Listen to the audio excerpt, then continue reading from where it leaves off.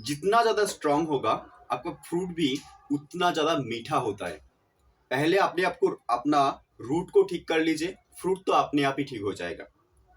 जो ये बात बोलता है डॉक्टर विवेक बिंद्रा, उनका आज प्रोडक्ट फेलियर हो गया, उनका आज बिजनेस कोचिंग प्रोग्राम फेलियर हो गया। इसका रीजन क्या है, क्यों ये बिजनेस कोचिंग प्रोग्राम फेलियर हो गया? नमस्कार, मैं दिव्येंदु चक्रवर्ती, इंडिपेंडेंट बिजनेस कंसल्टेंट इन बड़ा बिजनेस। फर्स्ट क्वेश्चन होता है, जे बिजनेस कोचिंग प्रोग्राम बनाए किसके लिए? हमारा पोटेंशियल कस्टमर कौन है? किसके लिए ये बिजनेस कोचिंग प्रोग्राम बनाया गया है? हमारा पोटेंशियल कस्टमर है फर्स्ट बिजनेसमैन, जो बिजनेसमैन है। उसके बाद सेकेंड स्टूडेंट, ओके। थर्ड है सोलोप्रेनियर, सोलोप्रेनियर मतलब जो अकेला अकेला काम करता है वो है। फोर्थ है वर्किंग प्रोफेशनल, जो बिजनेसमैन को मदद करता है। अच्छा, एक एक करके समझ लेता हूँ, ये बिजनेस कोचिंग प्रोग्राम के थ्रू ये सब लोगों का कौन सा प्रॉब्लम सॉल्व हो रहा है। ये लोगों का प्रॉब्लम सॉल्व नहीं हो रहा है तो ये प्रोडक्ट बनाने का कोई मतलब ही नहीं है, तो ये प्रोडक्ट फेलियर तो होगा ही ना। पहले समझ लेते हैं, जो बिजनेस कोचिंग प्रोग्राम के थ्रू बिजनेसमैन का कौन सा प्रॉब्लम सॉल्व हो रहा है। एक बिजनेसमैन का फर्स्ट जो बिजनेस करने जा रहा है उसको फर्स्ट चीज क्या चाहिए? उसको फर्स्ट चीज चाह रहे हैं जे वो बिजनेस करने के लिए एक आइडिया। जब उनके पास एक आइडिया रहेगा, वो आइडिया को इम्प्लीमेंट करने के लिए उनको चाहिए मार्केट रिसर्च। वो मार्केट रिसर्च जब वो अच्छे से कर पाएगा, वो जो मार्केट में जाके कस्टमर का प्रॉब्लम अच्छे से देख पाएगा, उनका पोटेंशियल कस्टमर कौन है अच्छे से देख पाएगा, उनका कस्टमर का बिहेवियर अच्छे से देख पाएगा, कस्टमर का पर्सोना अच्छे से तैयार कर पाएगा, उसके बाद ही जाके वो प्रोडक्ट तैयार कर सकते हैं। ठीक है, लेकिन ये सब कुछ करने के लिए जो बिजनेसमैन का कोई स्ट्रेटेजी नहीं रहता है, जो छोटा बिजनेसमैन होता है, जैसा सपोज सोचिए कोई किराने का दुकान है, कोई रिटेल शॉप है जिसका, उनके पास तो ये सब कुछ आइडिया नहीं होता है ना वो किसी कोई ट्रेनिंग लेता है इसके लिए, तो वो इतना सब कुछ करेंगे कैसे? तो उनके लिए जरूरत क्या है? उनके लिए जरूरत होता है एक डेडिकेटेड ट्रेनिंग प्रोग्राम। एक बिजनेस कोचिंग प्रोग्राम उनको ही मदद करता है। अगर बात होते हैं जो बिजनेस कोचिंग प्रोग्राम के थ्रू मिलते क्या है, बिजनेस कोचिंग प्रोग्राम के थ्रू आपको मिलेगा जे आप एक बिजनेस कोचिंग प्रोग्राम में एक फ्रेमवर्क मिल जाएगा, मतलब आपको फॉर्मूला दिया जाएगा जिसके थ्रू आपका जो बिजनेस प्रॉब्लम है, बिजनेस प्रॉब्लम तो नहीं बोलूंगा, आपका प्रोडक्ट तैयार करने तक आप वो फॉर्मूला को इंप्लीमेंट कर सकते हैं। सिर्फ प्रोडक्ट ही नहीं, प्रोडक्ट का बाद भी। अगर बात होते हैं जे आप वो इंप्लीमेंट करने के लिए कोई आपका प्रॉब्लम आ रहा है, प्रॉब्लम जब आ रहा है आपको कोई हैंड होल्डिंग सपोर्ट तो चाहिए ना, जो आपका एक प्रॉब्लम सॉल्व करने के लिए मदद करेगा। तो इसके लिए ही है एक आपके लिए डेडिकेटेड कोच, जो आपको 24/7 तो नहीं रहता है, और 9 से 6 बजे तक, मंडे से सैटरडे मतलब सोमवार से शनिवार तक, आपको 9 से 6 बजे तक जब आप मैसेज करेंगे तब 3 सेकंड के अंदर अंदर आपका मैसेज का रिप्लाई देगा और आपका प्रॉब्लम का सॉल्व करेगा। बिजनेस कोचिंग प्रोग्राम के थ्रू आपको क्या मिल गया? फ्रेमवर्क मिल गया, आपको एक डेडिकेटेड कोच भी मिल गया। ओके, इस बार बात आता है जे मैं समझ गया जे मेरे को प्रॉब्लम से प्रोडक्ट तक बनाने के लिए बिजनेस कोचिंग प्रोग्राम मदद करेगा, लेकिन उसके बाद क्या होगा? उसके बाद भी तो आता है फंड राइजिंग आता है, उसके बाद मार्केटिंग आता है, उसके बाद सेलिंग आता है, उसके बाद सेल होने के बाद ही मेरा प्रॉफिट आएगा। लेकिन ये सब कुछ करने के लिए की मदद करेगा आपका बिजनेस का टोटल 16 फंक्शन रहता है। 16 फंक्शन में कोई भी जगह में कुछ भी प्रॉब्लम आ रहा है तो उसके लिए डेडिकेटेड कोच आपके लिए बैठाया गया है और उसके लिए फ्रेमवर्क बनाया गया है। तो आपका कोई भी जगह में प्रॉब्लम आएगा तो बहुत ही आसानी से आप सॉल्व कर पाएंगे, और नहीं कर पाएंगे तो आप कोच का मदद लीजिए। ठीक है, ये होता है बिजनेस कोचिंग प्रोग्राम में एक बिजनेसमैन का बेनिफिट। अच्छा, बात होता है कि बिजनेस कोचिंग प्रोग्राम का बनाने का जरूरत क्या पड़ा, इसका नेसेसिटी क्या है? आप सपोज सोचिए जे आप कोई बिजनेस आइडिया से आप बिजनेस प्रोडक्ट तो बनाने जा रहे हैं, तो आप क्या करेंगे? आप एक कंसल्टेंट के पास जाएंगे, एक कंसल्टेंट के पास जाके उनको फीस देंगे, उनको फीस देके उसके बाद एक स्ट्रेटेजी बनाएंगे, स्ट्रेटेजी बनाने के बाद आपका बिजनेस में इंप्लीमेंट करेंगे। लेकिन आप सोचिए जे आपको ये सब कुछ भी करने का जरूरत नहीं है। आपको फॉर्मूला दिया है गया है, आप जाके मार्केट रिसर्च जो किया है, मार्केट रिसर्च के हिसाब से आपको जो क्वेश्चन दिया गया है उसको आंसर कीजिए और उसके बाद अपना बिजनेस में इंप्लीमेंट कर दीजिए। तो शायद आपको शुरुआत में के टाइम में इन्वेस्ट करना पड़ रहा है, लेकिन उसके बाद आपको और कुछ भी इन्वेस्ट नहीं जाएगा। और सिर्फ ये एक जनरेशन के लिए फायदा नहीं होगा, ये सिर्फ आपके लिए फायदा नहीं होगा, आपका अगले जनरेशन भी जो आएगा उसके लिए भी ये फायदा कारक होगा। ये हो गया बिजनेसमैन का बेनिफिट। अच्छा, एक बिजनेसमैन तो होता है फाउंडर, एक बिजनेसमैन एक एंटरप्रेन्योर होता है वो बिजनेस को चालू करने वाला, लेकिन बात होता है बिजनेस को आगे कौन लेके जाएगा, बिजनेस का ऑपरेशन का काम करता है कौन। बिजनेस का ऑपरेशन का काम करता है वर्किंग प्रोफेशनल, जो एक पेशा के साथ जड़ित रहता है। तो वर्किंग प्रोफेशनल का बहुत ही ज्यादा इंपॉर्टेंस रहता है एक बिजनेस को आगे तक लेके जाने के लिए। बात यही आती है जो बिजनेस में वर्किंग प्रोफेशनल स्ट्रांग नहीं है वो बिजनेस कभी भी आगे जा ही नहीं सकता। जो बिजनेस में वर्किंग प्रोफेशनल जितना ज्यादा स्ट्रांग है वो बिजनेस उतना दूर तक चले जाएगा। तो एक मैन पावर का दम में एक बिजनेस बहुत ही बड़ा स्ट्रांग होता है। पर बात होता है आप एक वर्किंग प्रोफेशनल है, तो आप जब एक वर्किंग प्रोफेशनल है आपके अंदर कौन सा ऐसा क्वालिटी होना चाहिए जिसके कारण आप एक कंपनी को बहुत दूर तक लेके जा सकते हैं। अच्छा, बात होता है ये लेके जाने का क्या जरूरत है, ये लेके जाने का जरूरत है आपका प्रमोशन के लिए।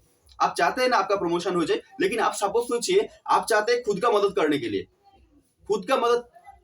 आप चाह रहे हैं, लेकिन आपका मदद कौन करेगा। आप सपोज सोचिए आप प्रमोशन क्यों जा रहे हैं, आपका फैमिली का सपोर्ट करने के लिए, ठीक है, व आपका नाम के लिए, ठीक है। लेकिन आप जब दूसरे को मदद करेंगे तभी जाके वो आपको मदद करेगा, नहीं तो आपको क्यों मदद करेगा। समझ पड़े जे आप जब एक बिजनेसमैन के साथ जिसके साथ जुड़ा हुआ है उनको जब आप मदद करेंगे तभी जाके वो भी आपका करियर का ग्रोथ में वो भी नजर देगा, ठीक है। तो एक वर्किंग प्रोफेशनल के अंदर कौन सा क्वालिटी होना चाहिए। एक वर्किंग प्रोफेशनल के अंदर सबसे बड़ा क्वालिटी होता है लीडरशिप स्किल के साथ साथ होता है मैनेजमेंट के साथ होता है एनालिटिक्स स्किल। ये सब कुछ जब आप अपने अंदर डेवलप कर पाएंगे तभी जाके आपका ग्रोथ बहुत ही ज्यादा हो जाएगा। इसके साथ होता है जे आपको एक पैसिव इनकम सोर्स आ जाएगा तो कितना अच्छा होगा। आप जो काम कर रहे तो काम कर ही रहे, लेकिन उसके साथ साथ आपके लिए एक वेल क्रिएट अपॉर्चुनिटी मिल जाएगा तो आपके लिए कितना बढ़िया होगा। इसका आइडिया भी एक बिजनेस कोचिंग प्रोग्राम में दिया गया है। साथ में आपको जो कोच दिया गया है, आपके लिए डेडिकेटेड जो कोच है वो आपको मदद भी करेगा। अच्छा, ठीक है, वो हो गया क्या बिजनेसमैन का कौन सा फायदा है, वर्किंग प्रोफेशनल का कौन सा फायदा है, समझ गया। इधर आता है सोलोप्रेन्योर की भी क्या चाहिए, उनको भी एक छोटा बिजनेस है, वो बिजनेस को भी बड़ा करने के लिए स्ट्रेटेजी चाहिए, मार्केटिंग कैसे करके करना है, फंड राइजिंग कैसे करके करना है, उसको भी ये सब कुछ चाहिए जो एक बिजनेसमैन का भी जरूरत है। उनको एक लार्ज स्केल में जरूरत होता है और इनके स्मॉल स्केल में जरूरत होता है, ठीक है। फर्क से भी इतना ही, उसके बाद और कुछ फर्क नहीं है। अच्छा, इस तरह होता है स्टूडेंट का बेनिफिट क्या होता है, और स्टूडेंट इसमें इनरोल भी क्यों होगा। आप सपोज सोचिए जो एक business coaching programme MBA course है, एमबीए ट्रेनिंग प्रोग्राम है, ठीक है। आप एक एमबीए डिग्री लेने जाएंगे तो आपको गेट क्वालिफाई करना पड़ेगा। गेट क्वालिफाई करके आपका जब रैंक अच्छा होगा उसके बाद ही जाके आप कोई भी एमबीए कॉलेज में एडमिशन ले सकते हैं। लेकिन बात होता है जे ये एडमिशन कितना स्टूडेंट को मिलता है, 1 लाख 10 लाख लोग एडमिशन के लिए अप्लाई करेगा तो उसमें से शायद हो सकते 1 से 2 हजार लोगों को क्वालिफाई कर पाएगा, उसके बाद वो कर नहीं पाएगा। उसके बाद जो क्वालिफाई कर पाता है वो एक अच्छे आईआईएम कॉलेज में पढ़ने के लिए 2 साल में कम से कम खर्चा होता है 10 से 15 लाख रुपया। उसके बाद जो बाहर में जाएगा उसका खर्चा तो मिनिमम 30 से 35 लाख होगा, हार्वर्ड व ऑक्सफोर्ड इंस्टीट्यूट में जो पढ़ने जाएगा। तो बार मैं 2 चीज के कंपैरिजन करूंगा, हमारा कॉलेज के अंदर और वो ऑक्सफोर्ड इंस्टीट्यूट के अंदर कौन सा फर्क होता है जिसके कारण लोग बाहर, हमारा देश का स्टूडेंट बाहर जाता है, क्यों बाहर जाता है, उसके पास फर्क क्या होता है। उसके फर्क से भी होता है जो ऑक्सफोर्ड इंस्टीट्यूट में मैक्सिमम मतलब 70% केस स्टडी के अंदर पढ़ाया जाता है। उसके बाद 70% केस स्टडी होता है, 20% फॉर्मूला होता है और उसके बाद 10% अलग चीज होता है।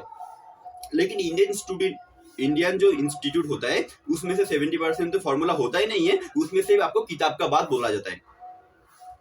इसमें प्रॉब्लम क्या होता है, इसमें आपको इम्प्लीमेंट करने के लिए प्रॉब्लम होता है, आपके अंदर एक प्रैक्टिकल नॉलेज नहीं रहेगा ये चीज को इम्प्लीमेंट करने के लिए, यही सबसे बड़ा प्रॉब्लम है। अभी बात होते हैं जी इंडियन इंस्टीट्यूट में जो खर्चा हो रहा है ऑक्सफोर्ड इंस्टीट्यूट में उससे प्राय 3 गुना ज्यादा खर्चा हो रहा है, ठीक है। लेकिन आप सपोज सोचिए जो ऑक्सफोर्ड इंस्टीट्यूट में जैसे पढ़ाई होता है वो इंडियन इंस्टीट्यूट में इंडियन जगह में रह के आप घर में रह के इतना बढ़िया पढ़ाई कर सकते हैं, लेकिन आपका जो कॉस्ट आएगा ना, आपका जाने आने का मतलब ट्यूशन फीस जो होता है उससे भी कम होगा, तो आपके लिए कितना ये अच्छी चीज हो जाएगा। समझ पा रहे हैं चीज? तो एक स्टूडेंट के लिए एक बिजनेस कोचिंग प्रोग्राम पूरा वरदान है, उनका करियर ग्रोथ के लिए, उनको एक अच्छे करियर ऑप्शन के लिए, उनका एक प्रोफेशनल ग्रोथ के लिए, उनके अंदर एक कॉम्पिटेंट खड़ा करने के लिए, उसके अंदर एक कॉम्पिटेंट आने के लिए ये बिजनेस कोचिंग प्रोग्राम सबसे ज्यादा इंपॉर्टेंट होता है।